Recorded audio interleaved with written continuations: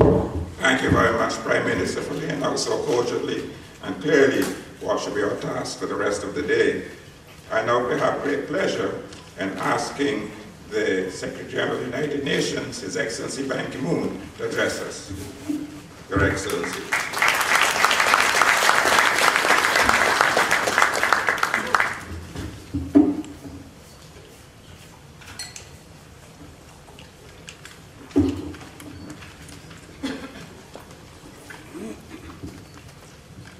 Your Excellency, the Right Honorable Frandel Stewart, Prime Minister of Barbados, distinguished heads of state and government, distinguished members of the Cabinet, Secretaries General of CARICOM Community, Commonwealth, and Organization of American States, members of the Diplomatic Corps, ladies and gentlemen, good morning.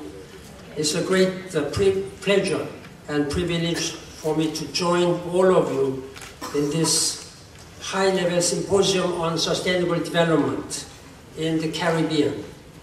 And it is a special honor to do so here. For small island developing states, this space is hallowed ground.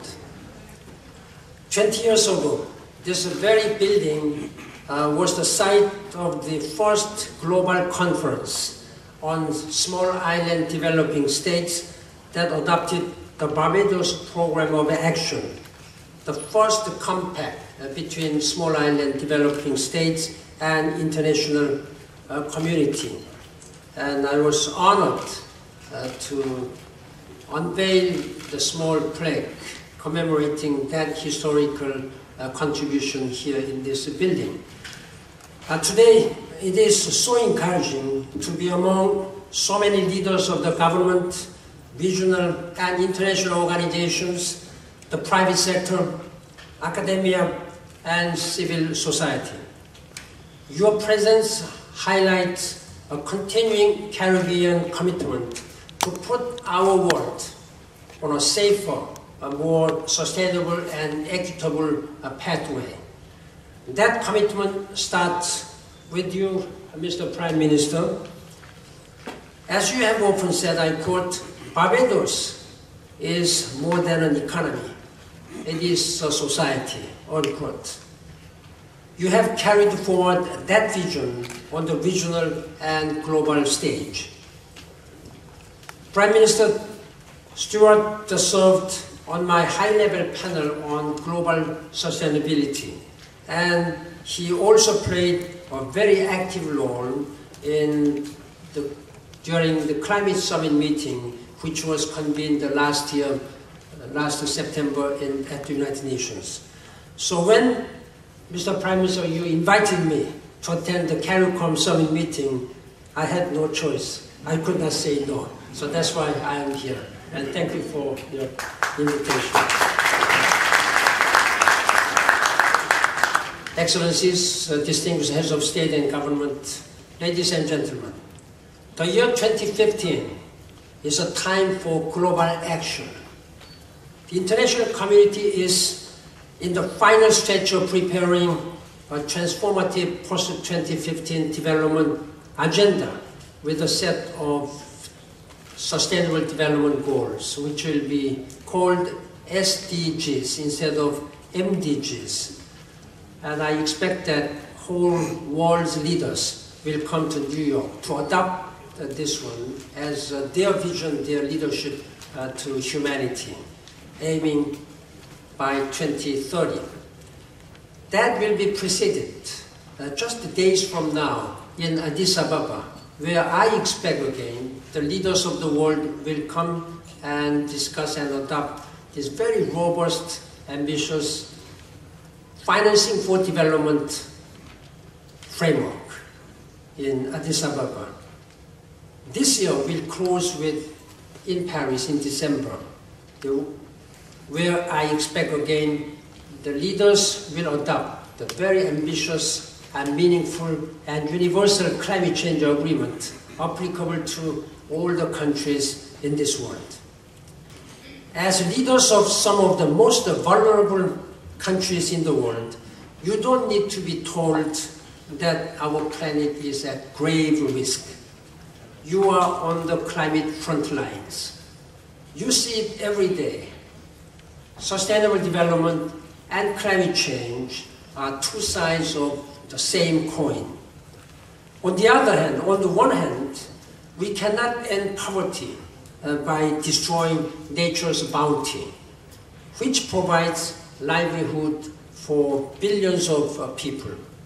On the other hand, we cannot protect our planet Earth without putting the needs of people at the center, particularly the poorest and the most vulnerable people.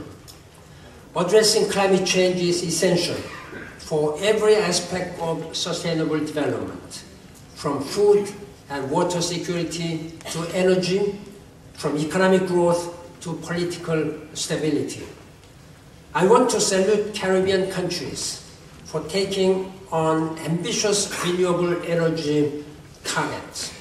By 2020, for example, Barbados will be one of the world's top five leading users of solar energy on a per capita basis.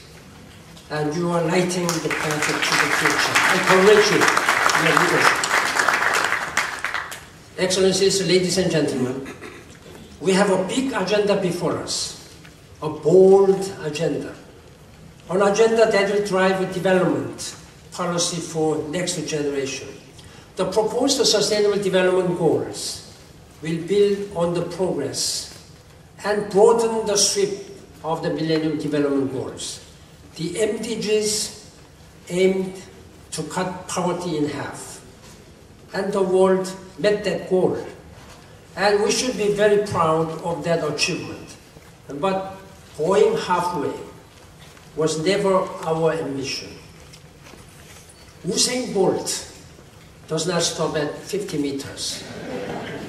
We want to finish this 100 meters and we want to have a gold medal for all of us. We can be the first generation that can put an end to global poverty, and we are the last generation that can do something to put an end, to address this climate change impact. To get there, we are working to make sure that the Sustainable Development Goals are focused, financed, and followed up with the real targets, real money, and the real determination to achieve them. In many ways, the goals represent a to-do list for people and the planet. But as I have emphasized, making it happen will take partnerships, as the theme today highlights. The third International Conference on Small Island Developing States in Samoa laid a pathway for collective action and success within the post-2015 development agenda. As we prepare for the post-2015 development agenda and the Sustainable Development Goals, there are a number of crucial areas to strengthen our partnerships. You have highlighted the need for capacity building, financing, access to technology, and improved data collection and statistics. We have heard your calls and are committed to strengthening our implementation and partnership frameworks. We need to continue working together to link the global agenda to regional agendas and to deepen regional integration. We need to work hard to ensure that the social fabric is strong, because vibrant societies are the foundation of resilient economies. We need to keep speaking up and acting in meaningful ways to address the unique needs and vulnerabilities of small island developing states and middle-income countries, such as the debt challenge.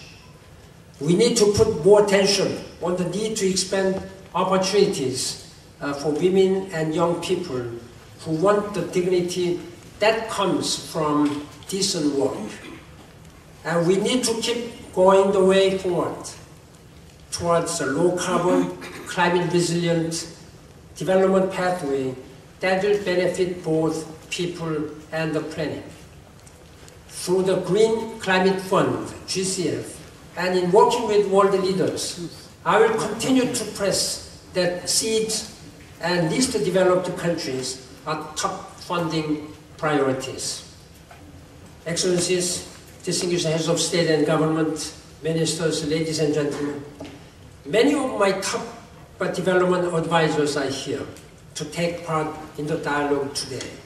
We will seek ways to address your concerns, and of course we will draw from and strive to build upon your ideas. My main message to you today is to remain fully engaged and keep working with us to strengthen our partnership during this vital year for humanity. I wish you much success. Together we can build a better, more sustainable world for all. Thank you very much for your leadership and commitment. Thank you.